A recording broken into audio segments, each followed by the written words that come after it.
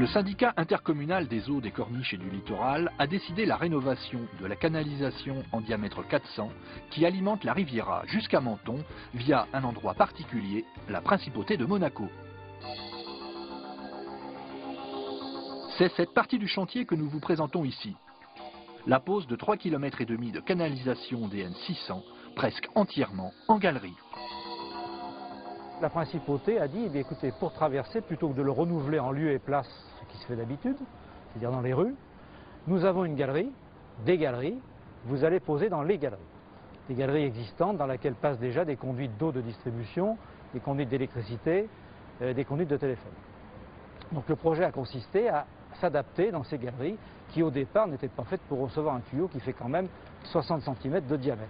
Il y a donc des sectionnements à faire qui sont en fonction des difficultés de la section des galeries, parce que les galeries ont des sectionnements tout à fait différents. On arrive à avoir des galeries où on peut se mouvoir à peu près normalement et d'autres où il fallait carrément improviser ou trouver des techniques et même élaborer du matériel de levage et de manutention spéciale. Nous avons nous-mêmes fabriqué du matériel de levage.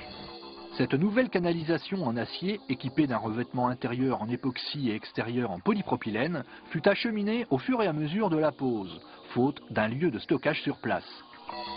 Alors en fonction des configurations des galeries, on a procédé par tube de longueur de 6 ou 3 mètres en fonction des zones.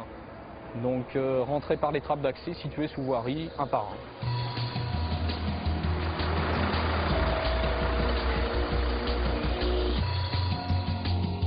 On les emboîte les uns dans les autres sur cale à 30 cm du sol pour que le soudeur puisse souder sous le tube.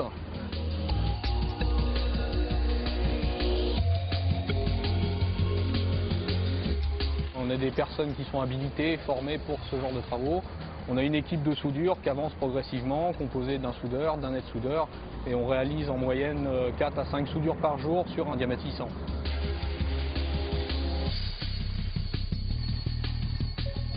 Et ensuite, on vient descendre cette ligne à l'aide de poussins de levage et on vient la riper en position définitive le long de la paroi de la galerie.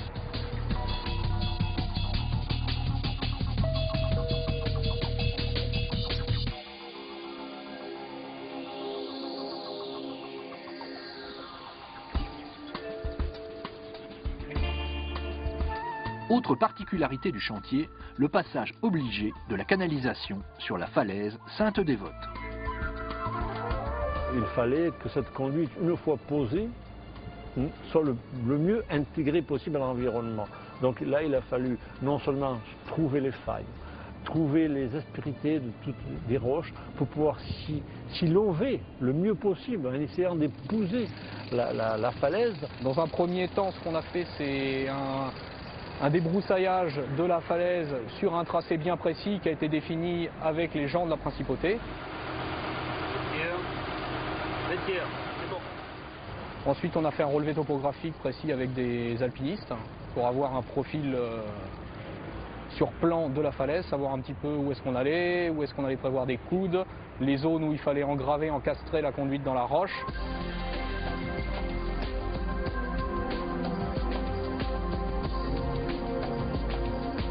Afin de respecter la tranquillité de la ville et notamment la circulation urbaine, de nombreux travaux furent effectués de nuit, comme par exemple l'acheminement et la pose de la canalisation sur la falaise. Le plus délicat, c'est la manutention des charges, en sachant que le grutier en fait ne voit pas ce qu'il fait. Il travaille par talkie-walkie, une personne est en bas sur l'échafaudage à la réception et une personne est en haut pour guider le grutier directement. Et les deux personnes communiquent par talkie-walkie pour transmettre les données au grutier.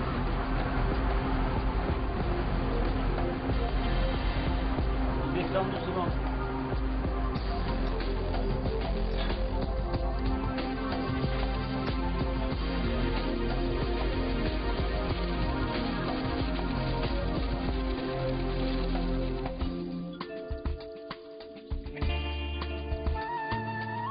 Cette conduite devait être masquée intégralement et ne pas être visible depuis l'extérieur. Donc pour ça, on a eu recours à une technique assez particulière.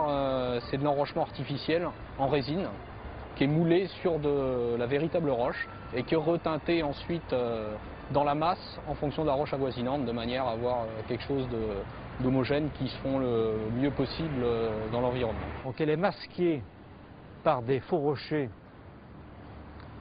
qui sont très bien faits, la preuve étant que vous ne distinguez rien. Il y a de l'OV des jardinières, des petites jardinières qui se rempliront au fur et à mesure du temps de terre et dans lesquelles viendront bien sûr prendre naissance différentes espèces de flore locales, quoi.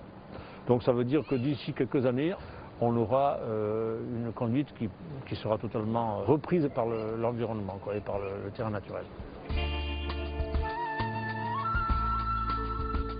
Malgré les contraintes liées aux impératifs de la principauté, notamment le Grand Prix de Formule 1 et l'ensemble de la saison estivale, les 700 tronçons qui composent la canalisation seront installés comme prévu, prêts pour leur mise sous pression dans les sous-sols monégasques.